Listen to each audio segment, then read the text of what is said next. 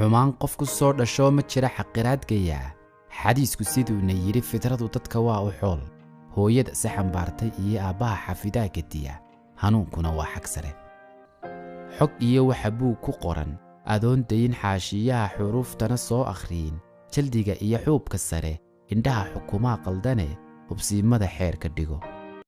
qabiil iyo xaafad iyo suldaan xabsigii ha gelin haw xilan qola aan ku xulan haw noqon ruux kale xamaal kaskaaganadaa xaq u leh inaad xal ka raadsate si xora weligaa u fikir xabadda lagu iilgaliyo rasaasta xisbaa la yimi halbowlaha ay xushiyo dhiiggiyo xididkay jirtana dawaa xinjiraynayso xuskeeda qof baa lahaa labadu marra way isku xeer misena waa kala xisaab waxaa xikmaddaas la mid ah baahida ku xubeerisiyo xujada kugu awdantaa waxay xayasiis u tahay berriya xaajadaad la iman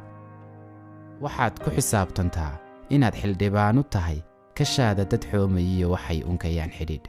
haddaanu xilqaad ahayn qofkuna xakamayn go'aan wuxuu xamilaa gafkoo wuxuu xawishaa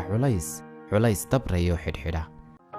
xasuustaadaa maxkamad xaqsoorka ku caanahoo damiirkaagaana xidha hawada lagu xumo mutoo canaan xabsi daa'imuu falkii xukumaa gafahe xishoodka dastuurka dhigo farxaddu waa xadantadee noloshan xalladeeda doon xariiji qof kuu dhigiya hankaaga xuduud ka kori haddana waxaad xeerisiya xayndaa buligaa lahaw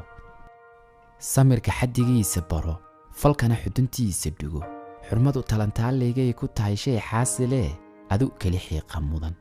naftaadan xuquuqu fidi waxaan geyin xaalka mari ku xeer dad ilaashadoonka xagan beerkiyo wadna xaqsoorkiyo samafalkaa xurmada aadmiga unkee haddaad dar xanuun qabiyo istiri godob xanaf labii xalkeeda holloo wax qabo haddaad ku xabeebato caalwaa yahay xaalka kani xilbaad guddi kaa dhacee intaad xuslin layd bannaan dhiraandhiri xeelad kale